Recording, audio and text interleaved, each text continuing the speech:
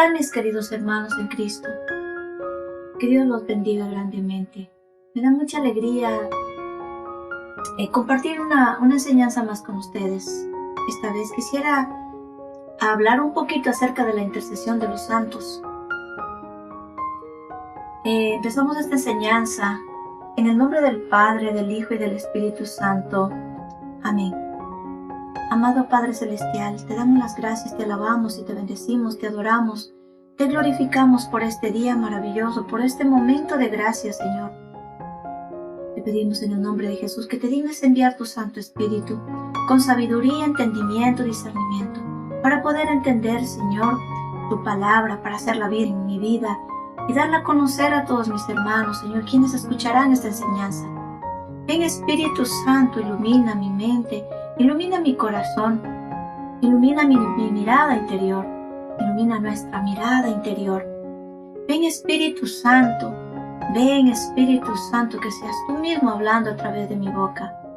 Ven, Espíritu Santo, ven, Señor Jesús. Virgen Santísima, cúbreme con tu santísimo manto, Madre querida. Dios te salve María, llena eres de gracia, el Señor es contigo, bendita tú eres entre todas las mujeres, y bendito es el fruto de tu vientre Jesús. Santa María, Madre de Dios, ruega por nosotros pecadores, ahora y en la hora de nuestra muerte. Amén. Bueno, hablar de los santos, hablar de la intercesión de los santos, pues en realidad es tan importante hablar de los santos, pues en el cielo son amigos de Dios, son amigos porque ellos ya triunfaron, lucharon en esta vida, lucharon y vencieron y fueron fieles hasta el final y vencieron, pues y tienen su corona merecida ya en el cielo. Por lo tanto, somos amigos de Dios, que nos alcanzan de Dios también. Muchas gracias para nosotros, los que aún seguimos luchando, porque ¿quién mejor que ellos que saben lo que es? Ellos pues también tuvieron sus fallos, muchos de ellos también fueron pues personas que se arrepintieron y que con muchas luchas espirituales, con muchos sufrimientos y dados totalmente a la obra de Dios, pues llegaron a santificarse aquí mismo en la tierra. Un ejemplo de ellos tenemos a Santa Teresa de Calcuta, Santa María Faustina, San Francisco de Asís, que lo dejaron absolutamente todo y se entregaron a la obra de Dios. Y pues obvio que nos alcanzan muchas gracias. Ellos son los que derraman los copones de gracias, porque si ya están en el cielo, en la misa, sobre todo cuando nosotros vamos a la Santísima Eucaristía con un corazón preparado, dispuesto a recibir al Señor, pues ellos derraman copones de gracias y he podido experimentar, que más adelante compartiré con ustedes parte de esas gracias que uno recibe en la Santísima Eucaristía, o siempre que uno inclusive los invoca, no como a dioses, sino como amigos de Dios, porque como nosotros todavía estamos en la lucha, además somos pecadores de muchos pecados arrepentidos, en abstinencia, pero seguimos siendo pecadores y lo vamos a seguir siendo hasta el final. Pues para empezar quiero compartir con ustedes este mensaje en Apocalipsis. En Apocalipsis 7, desde el 9. Después de esto vi un gentío inmenso, imposible de contar, de toda nación, raza, pueblo y lengua, que estaban de pie delante del trono y del Cordero, vestidos de blanco, llevaban palmas en las manos y gritaban con voz poderosa: ¿Quién salva sino nuestro Dios, que se sienta en el trono y el Cordero? Todos los ángeles permanecían en torno al trono, a los ancianos y a los cuatro vivientes que se postraron entonces ante el trono con el rostro en tierra para adorar a Dios. Decían: Amén. Alabanza, gloria, sabiduría, acción de gracias, honor, poder y fuerza a nuestro Dios, por los siglos de los siglos. En ese momento, uno de los ancianos tomó la palabra y me dijo: estos que visten ropas blancas, ¿quiénes son? ¿De dónde vienen? Yo contesté: Señor, tú eres el que lo sabes. El anciano replicó: son los que llegan de la gran persecución, lavaron y blanquearon sus vestiduras en la sangre del Cordero. Por eso, están ante el trono de Dios y le sirven de día y noche en su templo.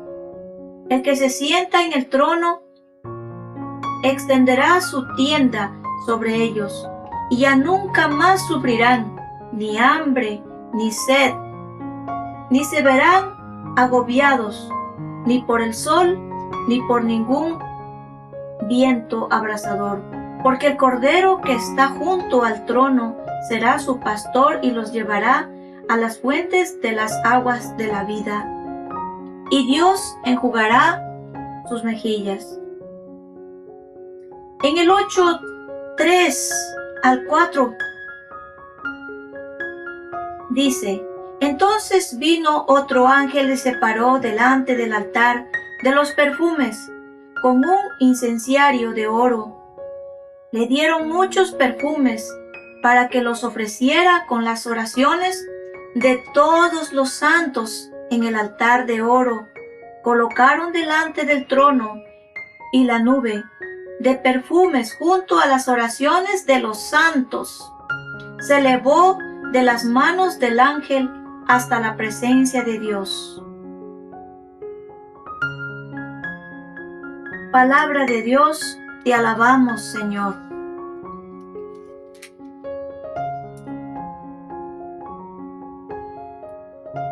Los santos que están en el cielo,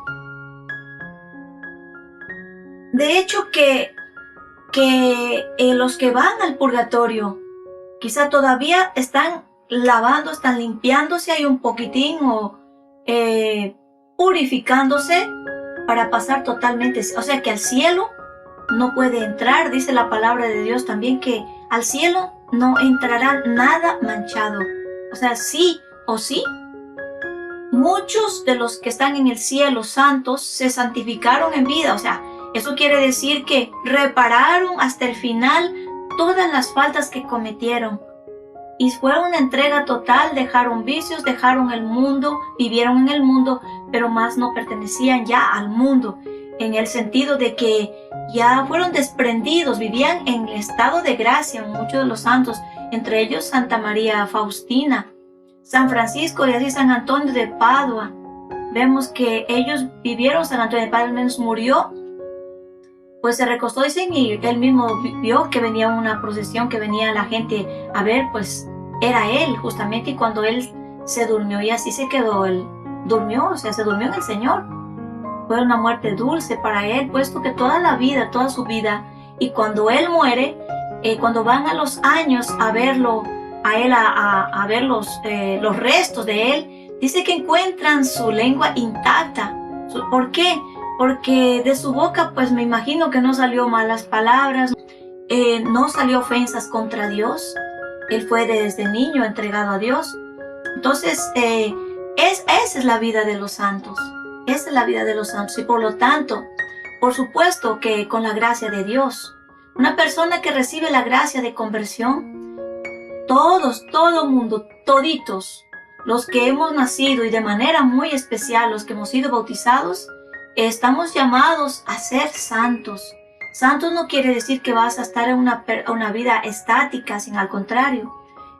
Santo es aquel que pues empieza a reparar sus faltas, empieza en una vida de comunicación con el Señor, ¿sí?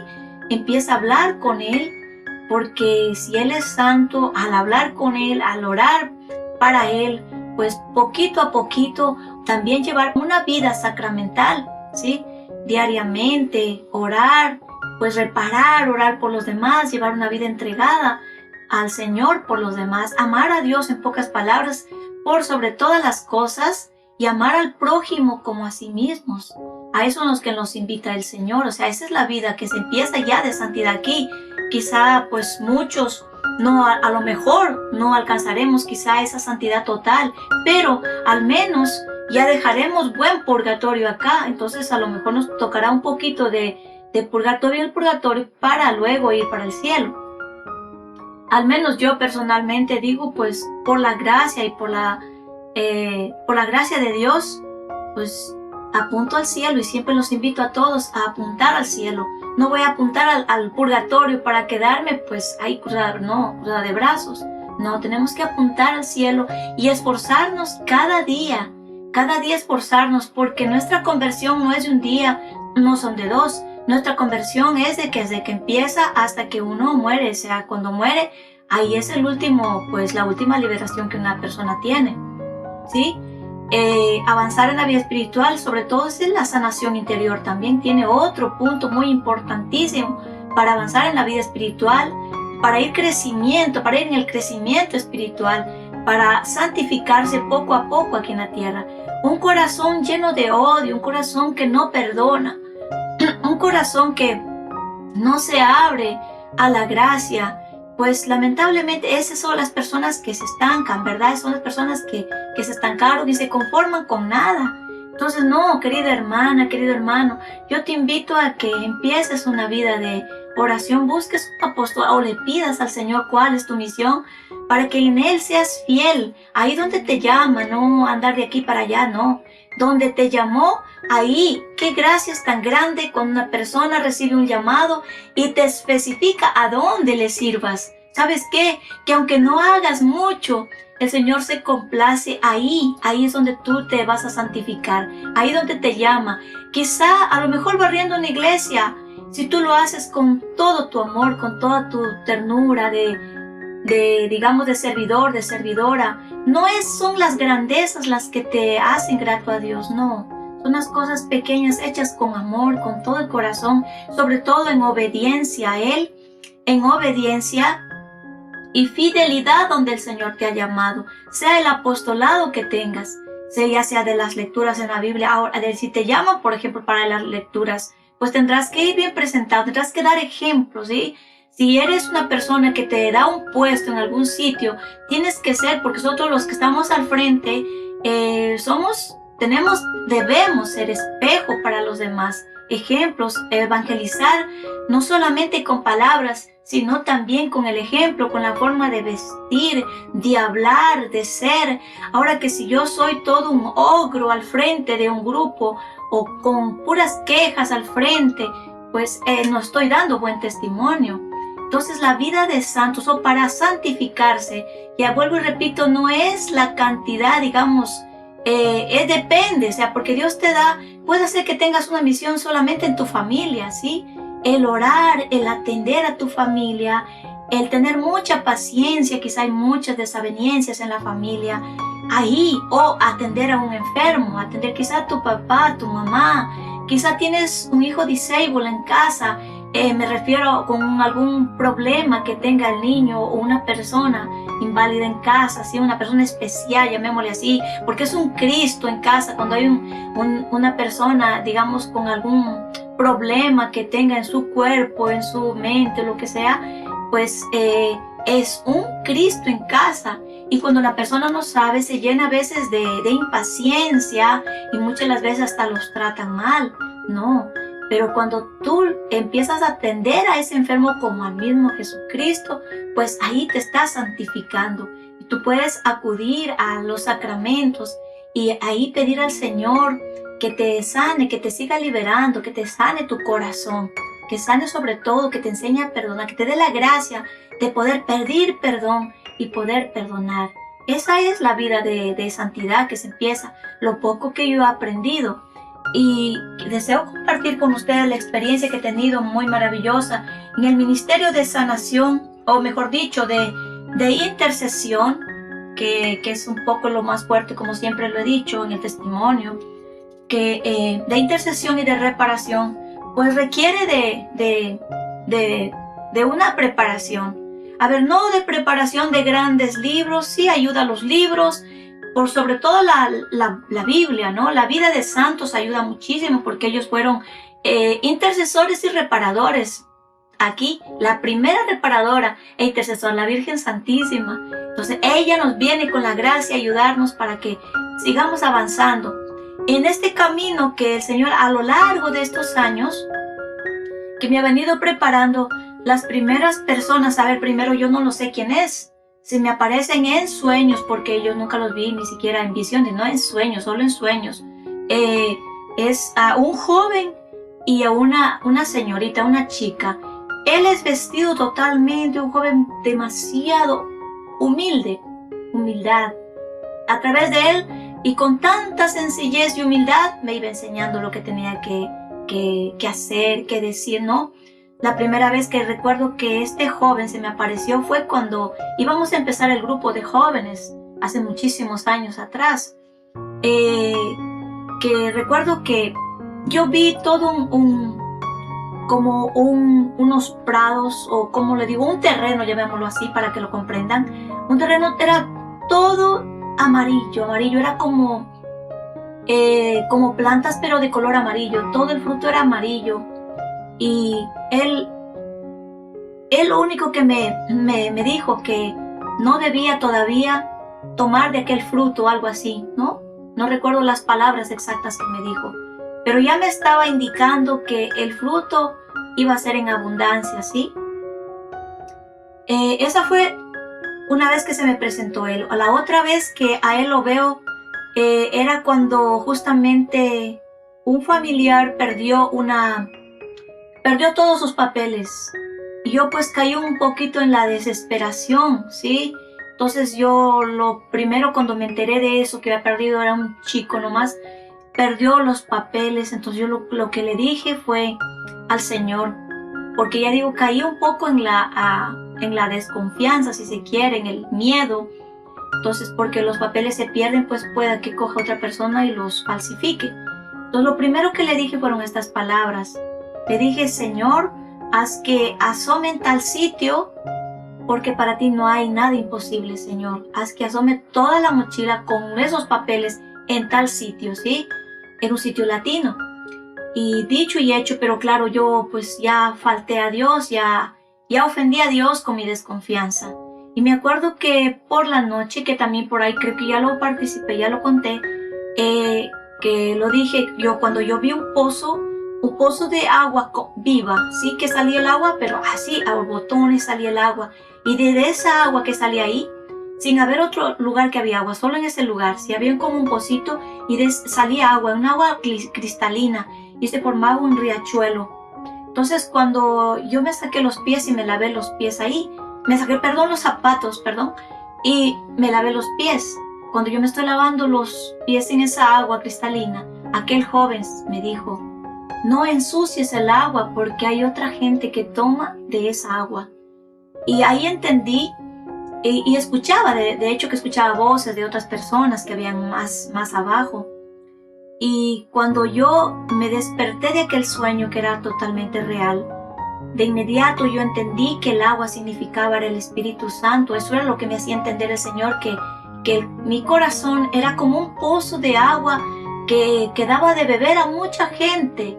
Y vaya que es realidad, porque hasta el día de hoy sucede eso. Esa es la invitación que me hacía el Señor, y me preparaba que yo no debo desconfiar del Señor. Esa fue la enseñanza. Me enseñó dos cosas a la vez. La una, que no debo desconfiar del Señor. La otra, que cuando uno cae en la desconfianza, es como que si ensuciara el agua, perturbar el agua que voy a dar. O sea, el Espíritu Santo no llega con claridad, no llega a la oración como tiene que llegar a las personas por quienes voy a orar, o vamos a orar, o va a orar la persona que tiene estos ministerios. Esa fue otra enseñanza que me dio aquel joven. La chica, en cambio, ella me levantaba, ella era que decía, tienes que levantarte a trabajar, ¿sí? Porque yo pues oraba de lunes a viernes intercesión, fines de semana yo no hacía intercesión, sábado y domingo no, yo decía no, yo llegaba a casa pues yo cansada del trabajo y me recostaba en el sofá. Y un día ahí me he quedado pues así mismo en un sueño, ella se me aparece y yo le dije, porque yo le había preguntado al Señor, le dije, ¿en qué te estoy ofendiendo, Señor? ¿Sí? ¿En qué te estoy ofendiendo, Señor? Y por las noches justamente soñé aquello, que había muchos obreros trabajando, y yo estaba recostada como si nada en un sofá. Entonces aquella chica que estaba vestida por una vestimenta, no sé expresar ni explicar, pero ella era una persona tan como fortalecida, con una autoridad tan grande. Aquel joven también, pero él era humildad total. Ella humildad total también, pero con una fuerza de carácter muy fuerte, ¿sí? Y ella me dijo, levántate a trabajar. Ella no me dijo a orar, me dijo a trabajar. Así, yo le dije, no, pero si yo trabajo solamente lunes a viernes y sábado y domingo descanso. Y cuando ella me dijo, me volvió a repetir, levántate a trabajar. Yo veía a los obreros que hacían muchas cosas, trabajaban. Ahí entendí que yo debía trabajar. O sea, la intercesión es de domingo a domingo, todo el día, en el momento que sea preciso, a interceder por los demás. Esa fue, y entonces yo empecé a inquietarme, empecé a preguntar al Señor que quiénes eran, que quién era esa parejita que siempre se me aparecía. Otra vez le vi, había un lago muy grande. No tenía la respuesta cuando le preguntaba. Otra vez vi un lago muy grande y yo vi que ella con tanta facilidad cogió un pez muy grande y me lo puso en los brazos, en las manos. Como quien también entendí perfectamente. No me decían con palabras, o algunas cosas sí, otras no. En este caso no me dio ninguna palabra, no me dijo así tienes que hacer ni nada. Cuando me puso aquel pescado grandote en mis manos, yo entendí, como quien dijo, pues son algún pecador bien grande, pues así tienes que luchar, no tienes que tener miedo, ¿sí? Entonces, esa era la forma eso eran enseñanzas sencillas, no eran grandes cosas, no eran grandes teorías, no, era algo de lo más sencillo, y lo más que el Espíritu Santo, como eso venía de Dios, me lo hacía entender perfectamente, y de hecho que eso es lo que yo hacía.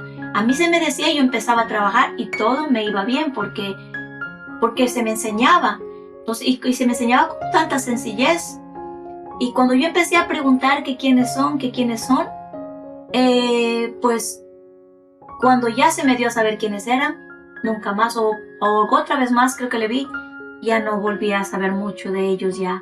Ahí supe que eran San Francisco de Asís, aquel joven, y ella era Santa María Faustina, que son nuestros santos patrones en nuestra comunidad. Eso fue una experiencia muy bonita de enseñanza, prácticamente fue de enseñanza el que ellos pidieron. El uno era la humildad, el otro cómo debo trabajar, ¿sí? Que debo ser valiente. Otra experiencia que tengo también es con el Padre Pío de Pietrelcina, San Padre Pío de Pietrelcina. Cuando yo pasaba una dificultad muy grande de las batallas que yo comento en el testimonio anterior, yo recuerdo, igual fue un sueño, recuerdo que yo pues en el sueño yo me veo, alguien se me dijo, anda a buscar al Padre Pío, porque yo temblaba de miedo, ¿sí? Ante esos demonios que me perseguían yo temblaba de miedo, y alguien me dijo, anda a buscar al Padre Pío. Yo voy a buscar al Padre Pío y cuando llego a un lugar que se me indicó llegar, habían como unos guardias, eran ángeles, ¿sí? Yo los veía como guardias, pero eran ángeles. Y cuando ya me hicieron pasar, porque primero dijeron que tenían que preguntar si podía o no pasar, luego me abrieron como unas compuertas y yo entré. Más allá habían otros dos que también estaban igual, me dijeron que tenían que preguntar si podía pasar. Hasta que me abrieron también esas otras compuertas y llegué a un lugar donde me lo encuentro al Padre Pío. Como se le ve no en películas porque es pues otro actor, pero en la misa, las últimas misas que él dio, es idéntico como le vi en el sueño. Cuando yo le dije, Padre Pío, ayúdeme, me quieren matar. Y me dijo, ¿yo qué tengo que ver con eso? O sea, era con bromas, porque él en vida fue también bromista. Y de ahí me invitó y pues me dio a compartir lo que él estaba comiendo, como una salsa, y desperté. Ahí me di cuenta también que él era para interceder por las personas que tienen miedo, ¿sí? Pedirle a él que nos ayude, porque él fue una persona que fue acechado por el maligno toda su vida desde niño, y él temblaba de miedo porque el maligno lo golpeaba fuertemente. Otra experiencia que tengo también es con el San Juan Pablo II. Esta experiencia, en cambio, fue cuando él fue beatificado. Fue un día de la fiesta de la misericordia, fue precisamente un domingo. Y para el día lunes pusieron un cuadro grande ahí en Victoria, en la Catedral de Victoria, donde yo sabía ir a la misa. Tenían el cuadro ahí. Cuando yo me acerqué al cuadro, en vida, sí, yo lo quería mucho a este querido papita, yo lo quería mucho. Pero no lo quería más cuando después de muerto, sobre todo aquella experiencia que tuve. Lo tuvieron una semana entera ahí el cuadro de él. Cuando yo me acerqué al cuadro, empiezo a sentir la presencia de él. Pero qué bello es un santo. O sea, un santo ya es la presencia de Dios. O sea, ya sientes esa presencia dulce de Dios, de ternura, llena de amor. O sea, ya no es ya un hombre, ya así nomás. No, ya es un santo, ya es lleno de gracia. Ya está lleno de la gracia de Dios, porque ya se santificó esa persona. Yo empecé a sentir y me dio ganas de llorar, y lloraba, y en ese momento lo único que me nacía era la plegaria por la iglesia, por los sacerdotes, por los obispos. Era solo intercesión, esa era la intercesión. Yo con lágrimas en mis ojos, yo no paraba de llorar, y no fue un día. Eso fue toda una semana me acompañó él, pues inspirándome para que yo rezara por la iglesia. Él es intercesor por la iglesia y también por la juventud, ¿sí? Porque él ayudó muchísimo a los jóvenes. Y por la iglesia, pues él dio su vida también por la iglesia, luchó y batalló. Quienes ven la película, les invito a que se la vean, por cierto, de la película que sacaron, muy bonita, muy linda. Pues la vida de él fue muy, muy dura y muy triste. Así es que esa es la otra experiencia que tuve con él, y me nació un amor tan grande. Desde ahí, pues yo sentí que él, pues es también nuestro patrón, intercede por nuestra comunidad. Él intercede, él está totalmente de acuerdo con nuestra comunidad, puesto que él, a través de cuando recibí la gracia precisamente de misionera, yo creo que la recibí el día que me llamó el Señor, pero fue confirmada precisamente cuando hubo el año de las misiones en Ecuador, cuando Angelo Sodano, en aquel entonces era el brazo derecho del Santo Juan Pablo II en aquel entonces. Justamente el Señor me hizo saber que a través de él, de Monseñor Angelo Sodano, el Papa Juan Pablo II en aquel entonces, no era santo todavía, estaba vivo, me hizo saber que yo había recibido esa bendición, y por lo tanto nuestra comunidad era bendecida, tenía la bendición del Santo Padre. Eso me dio mucha alegría, y más aún cuando sentí esta experiencia, cuando viví esta experiencia de toda una semana en compañía de San Juan Pablo II, ayudándome e inspirándome a orar, a seguir orando, intercediendo por la iglesia. Otra experiencia que tengo también es de este Papa también, San Gregorio Magno. Yo nunca había sabido de él, jamás en mi vida, ni que se llamaba así, ni que había sido Papa, nada. Eso fue un día en las oraciones de la mañana que hace la iglesia, las oraciones de las laudes, que haré también alguna enseñanza más adelante, que también es una experiencia muy bonita. Pero en este momento que estábamos haciendo las oraciones, y ese día pues yo inglés pues no sé casi nada, yo sé muy poquito, sin embargo me gustaba hacer las laudes allá con ellos, seguía las oraciones. Y recuerdo que ese día, cuando estábamos cantando el himno, creo que era, sentí igual una ternura tan grande, y sentía la presencia de ese santo Papa, de San Gregorio Magno. Ahí supe yo que él había sido santo, o sea, se había sabido llamar pues San Gregorio Magno, había sido Papa, que yo no lo sabía. Pero fue algo tan bonito, así mismo igualito me pasó como con San Juan Pablo II. Es una ternura tan grande, es como que te vienen a decir, a darte ánimos, ánimos. Nosotros te ayudamos con nuestras plegarias, oramos también a Dios por ustedes. O sea, ellos no están en el cielo así nomás, no. Ellos oran por la iglesia, ellos oran por nosotros, interceden por nosotros junto con la Santísima Virgen María. De hecho, que a Santa María Faustina en vida le dijo el Señor que ella será la secretaria aquí y en la otra vida. Entonces, eso fue algo tan bello, tan bonito, que vivimos sumergidos en la vida espiritual. Otra experiencia también que tengo es con Santa Teresa de Calcuta. Ella iban a celebrar a las 2 de la tarde la misa ahí en Victoria. Ya estaban, yo las llamo las Teresitas, son las hermanas de la caridad se llaman, pero yo las llamo las Teresitas. Justamente yo, pues por mi trabajo, yo siempre solía ir en aquel entonces a la misa de Victoria, a veces a las 7, a las 8, en aquel tiempo era a las 8 de la mañana, porque después empecé a ir a las 7, ahora voy 7:30. Era la misa de las 8 de la mañana. Justamente cuando yo voy a recibir al Señor en la Santísima Eucaristía, en ese momento me nació un amor tan grande, tan grande, tan grande para los pobres, para los de la calle. Bueno, yo también soy pobre. Por los de la calle, por los que no conocen de Dios. Era como que un amor inmenso me abrazaba, que yo como que amaba al mundo entero.